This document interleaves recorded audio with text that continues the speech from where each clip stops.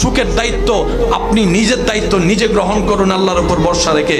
মনে রাখবেন, চোখের পানি যদি ফেলতে মন চায়, আল্লাহর ভয়ে নবীর প্রেমে চোখের পানি ফেলুন। এক একটা ফোঁটা পানি কাল হাসরের ময়দানে আল্লাহ তাআলা আপনার নাজাতের জরিয়া হিসেবে দান করে দিবেন।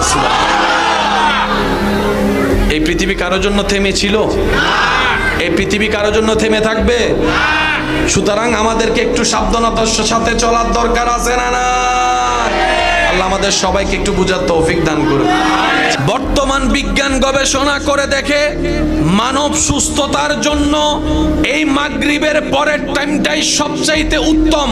আপনার জীবনী গবেষণা করে দেখবেন, আপনার আত্মীয়তার ভিতরে এমন কিছু দাদা আছে, দাদি আছে, নানা আছে, নানি আছে, যারা অল্প সময়ে খাওয়া দাওয়া করে এশারের পরে বেশি রাত জাগতো না, ৮টা ৯টার মধ্যে ঘুমিয়ে পড়তো, আবার ওদিকে সুবহে সাদিকের মধ্যে